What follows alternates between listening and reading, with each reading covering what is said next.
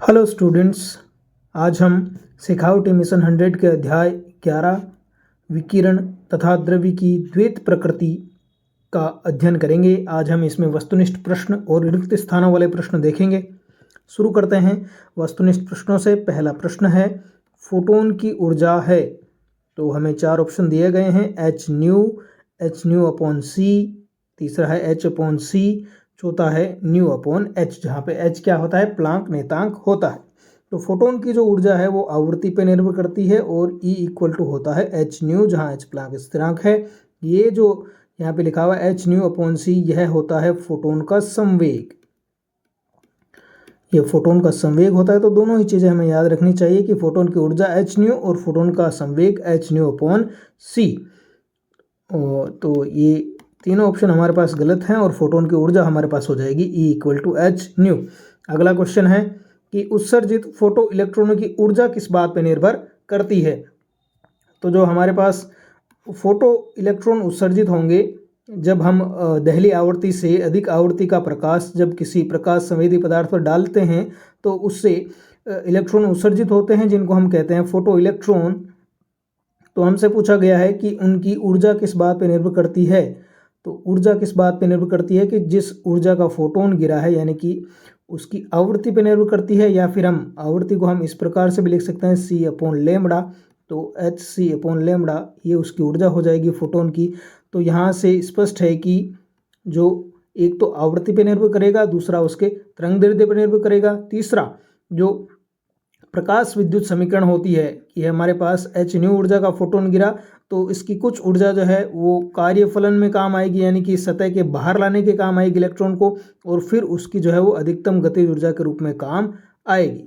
तो जो ऊर्जा होती है वो एक तो कार्यफलन के रूप में, एक अधिकतम गतिज ऊर्जा के रूप में। तो ये पूछ रहा है अगर कार्यफलन ज़्यादा होगा तो गतिज ऊर्जा कम होगी। तो इस प्रकार से ये इन दो, एक तो आवृत्ति पर निर्भर कर रहा है, एक इस फाई जीरो पर भी निर्भर कर रहा है। तो इस प्रकार देखते हैं प्रकाश की तीव्रता पर नहीं, जो गतिज ऊर्जा है इलेक्ट्रॉन की, जो गतिज ऊर्जा है वो तीव्रता पर निर्भर नहीं करती है, धातु के कार्यफलन पर, बिल्कुल धातु के कार्यफलन पर वो निर्भर करती है। अगर कार्यफलन ज़्यादा हुआ तो जो बाहर निकलेगा इलेक्ट्रॉन उसकी गतिज ऊर्जा क्या होगी, कम होगी, क्योंकि ज़्यादा भाग उसका जो फोटोन है उसकी ऊर्जा का ज़्यादा भाग कार्यफलन के रूप में होगा। नेक्स्ट है प्रकाश के तरंगदैर्ध्य पर। जी बिल्कुल, या तो यहाँ आवृत्ति लिख देता तो भी ये सही होता, और ऊर्जा लिख देता कि आपतित प्रकाश की ऊर्जा पर, आपतित फोटोन की ऊर्जा पर, तो वो भी सही होता। तो यहाँ पे बे भी सही है और से भी सही है, तो हमारा करेक्ट ऑप्शन हो जाएगा द, बे व स दोनों। चलते हैं नेक्स्ट क्वेश्चन की ओर कि प्लांक नेतांक का मान क्या होता है। जो हम लिखते हैं एच, उसका मान होता है 6.63 इंटू 10⁻34। तो पहला ही ऑप्शन हमारे पास करेक्ट हो गया, 6.63 इंटू 10⁻34। यहाँ ये मात्रक देखना भी जरूरी है कि मात्रक होता है जूल सेकेंड। चलते हैं नेक्स्ट कि प्लांक स्थिरांक की विमा क्या है। देखिए हम ऊर्जा को लिखते हैं E equal to H nu, तो यहाँ से H किसके इक्वल हो गया, E अपॉन न्यू के इक्वल हो गया, और न्यू होता है 1/T के लिए, तो यहाँ से हो गया E इंटू टी। तो अब इसकी जो विमा होगी वही क्या होगी, प्लांक स्थिरांक की विमा होगी। तो E की विमा होती है m1L2T-2, क्योंकि ऊर्जा की विमा और कार्य की विमा सेम होती है, और T की क्या हो जाएगी, T1 हो जाएगी। तो यहाँ T-2 T1 है, तो यहाँ पे अपने पास विमा आ जाएगी m1L, L यहाँ पे 2 ही है, और T क्या हो जाएगा, -2 + 1 माइनस का 1 रह जाएगा, तो m1L2T-1। तो ये हमारे पास करेक्ट विमा हो गई। ब यहाँ पे हमारा ऑप्शन क्या हो जाएगा, सही हो जाएगा। चलते हैं आगे, क्वेश्चन नंबर 5 हम देखते हैं कि वह घटना जिसमें कुछ धातुओं पर प्रकाश पड़ने पर उनमें इलेक्ट्रॉन उत्सर्जित होते हैं, तो ये क्या कहलाती है, प्रकाश विद्युत प्रभाव ही तो ये कहलाती है। कि जब प्रकाश गिरेगा किसी धातु की सतह पर, फोटोन गिरते हैं तो वहाँ से क्या निकलते हैं, फोटो इलेक्ट्रॉन वहाँ से निकलते हैं, इलेक्ट्रॉन उत्सर्जित होते हैं, तो यह घटना कहलाती है प्रकाश विद्युत प्रभाव। नेक्स्ट, कार्यफलन आवश्यक ऊर्जा है। तो कार्यफलन क्या है, वह न्यूनतम ऊर्जा है कि जिसका अगर आपने फोटोन गिराया है तो वहाँ से क्या हो गए, इलेक्ट्रॉन जो है वो धातु की सतह के ठीक क्या आ जाएंगे, पृष्ठ पर आ जाते हैं, ठीक बाहर वो आ जाते हैं।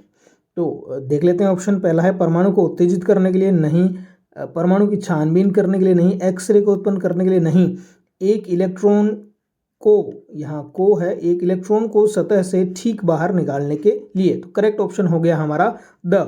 चलते हैं नेक्स्ट क्वेश्चन की ओर कि प्रकाश विद्युत प्रभाव होता है। तो प्रकाश विद्युत प्रभाव किस कारण होता है ये हमें बताना है।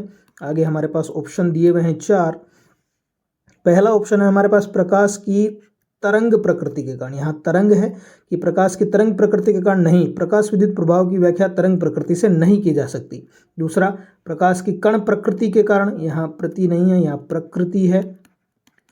जी हाँ, बिल्कुल, प्रकाश को जब हम फोटोन नामक कण मानते हैं तभी हम उसकी व्याख्या कर पाते हैं। जो आइंस्टाइन ने प्रकाश विद्युत समीकरण से उपरोक्त दोनों सत्य। नहीं जी, दोनों सत्य नहीं हो सकते, उपरोक्त में से कोई नहीं, बिल्कुल एक ही सत्य है ब, कि प्रकाश की कणीय प्रकृति होने के कारण प्रकाश विद्युत प्रभाव होता है। नेक्स्ट, फोटो सेल निम्न में से किस सिद्धांत पर आधारित है। कि जो फोटो सेल होते हैं, जो घरों में हम काम में ले सकते हैं बिजली के स्रोत के रूप में, तो वो क्या होते हैं, वो प्रकाश विद्युत प्रभाव पर ही आधारित होते हैं, क्योंकि वहाँ पे जो प्रकाश ऊर्जा होती है वो किस में बदलती है, विद्युत ऊर्जा में बदलती है।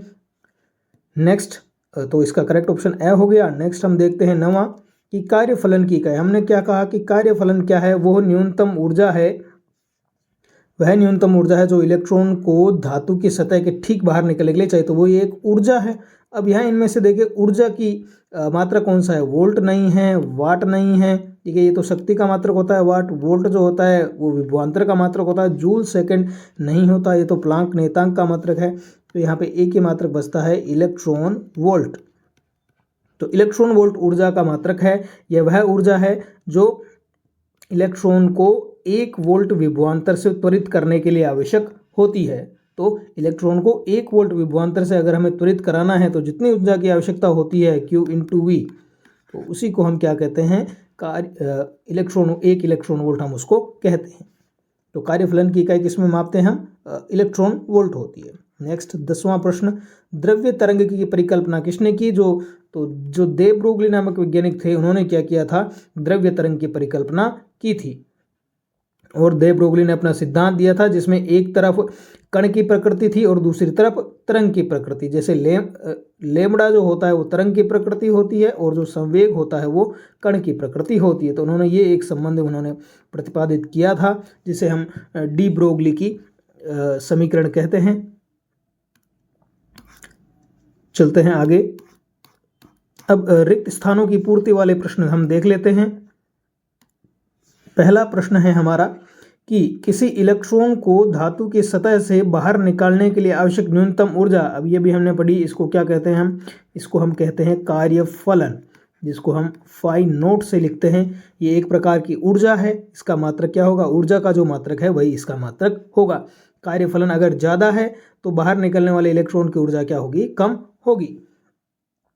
अगला देखते हैं कि प्रकाश विद्युत प्रभाव में कौन सी ऊर्जा का किस ऊर्जा में, यहाँ रिक्त स्थान नहीं है, किस ऊर्जा में रूपांतरण होता है। तो हमने देखा प्रकाश में जो प्रकाश ऊर्जा होती है उसका विद्युत ऊर्जा में रूपांतरण होता है, क्योंकि फोटोन गिरते हैं, ये प्रकाश ऊर्जा होती है, और बाहर इलेक्ट्रॉन निकलते हैं जो एक परिपथ में बहते हैं। तो इस कारण इसको क्या उत्पन्न होती है, विद्युत ऊर्जा हमें प्राप्त होती है। तो प्रकाश ऊर्जा का विद्युत ऊर्जा में यहाँ पे रूपांतरण होता है, यानी कि यहाँ ऊर्जा संरक्षण के सिद्धांत का पालन होता है। नेक्स्ट देखते हैं कि विकिरण की द्वैत प्रकृति होती है। तो विकिरण की जो द्वैत प्रकृति होती है वो कौन कौन सी होती है, एक तो कण की और एक तरंग की। तो कण व तरंग, यहाँ भी दे रखा है कण व तरंग। नेक्स्ट डी क्वेश्चन देखते हैं कि प्रकाश विद्युत उत्सर्जन की खोज जो थी, सर्वप्रथम इसकी जो खोज की थी वो हर्ट्ज ने की थी, जब उन्होंने विद्युत चुंबकीय विकिरणों को पर ये एक्सपेरिमेंट कर रहे थे, तब इन्होंने प्रकाश विद्युत उत्सर्जन की खोज की थी। तो ये सारी बातें मैंने जब एनसीईआरटी की लाइन टू लाइन जो व्याख्या की हुई है उसमें ये सारी बातें हमने करी थी। तो आप प्लेलिस्ट में जाके वहाँ एनसीईआरटी लाइन बाय लाइन है, वहाँ पे ये वीडियो खोज सकते हैं और उसको पूरे वीडियो को आप देख सकते हैं। पूरी किताब की एक एक लाइन की व्याख्या की हुई है। अगला प्रश्न हम देखते हैं कि प्रकाश विद्युत धारा प्रकाश की तीव्रता के, तो जो प्रकाश की तीव्रता है उसका मतलब क्या है। प्रकाश की तीव्रता का मतलब है फोटोनों की संख्या प्रति सेकंड, यानी कि बट्टा में समय बट्टा में क्षेत्रफल। तो एकांक क्षेत्रफल पर प्रति सेकंड कितने फोटोन आ रहे हैं वही क्या कहलाती है, उसकी तीव्रता कहलाती है। और प्रकाश विद्युत प्रभाव में क्या होता है कि एक फोटोन जो है वो एक इलेक्ट्रॉन को बाहर निकालता है। तो जितने फोटोन गिर रहे हैं प्रति सेकंड उतने ही इलेक्ट्रॉन हमारे पास मिल रहे हैं, और जितने ज़्यादा इलेक्ट्रॉन मिलेंगे जो विद्युत धारा है, प्रकाश धारा है, वो भी क्या होगी, ज़्यादा होगी। तो यानी कि जो प्रकाश धारा है वो किसकी क्या होती है, तीव्रता के समानुपाती होती है, क्योंकि तीव्रता का मतलब है फोटोनों की संख्या प्रति सेकंड प्रति एकांक क्षेत्रफल। नेक्स्ट, प्रकाश किसका बना होता है, प्रकाश बना होता है क्वांटा का, जिसकी ऊर्जा होती है E = h/ν, जहाँ न्यू है आवृत्ति, h है प्लांक नियतांक। तो बच्चों आज हमने जो अध्याय नंबर 11 है उसके हमने बहुविकल्पात्मक प्रश्न और रिक्त स्थानों की पूर्ति वाले प्रश्न देख लिए हैं। अगर आपको ये वीडियो पसंद आया है तो वीडियो को ज़रूर लाइक करें, चैनल को सब्सक्राइब करें, और बाकी सारे वीडियो को देखने के लिए प्लेलिस्ट सेक्शन पे जाएं। वहाँ पे आपको अलग अलग टॉपिक पे मिल जाएंगे आपके वीडियोस, चैप्टर वाइज वहाँ पे अरेंज किए हुए वीडियो, जो आपको टॉपिक पढ़ना है वहाँ से वो मिल जाएगा। ओके।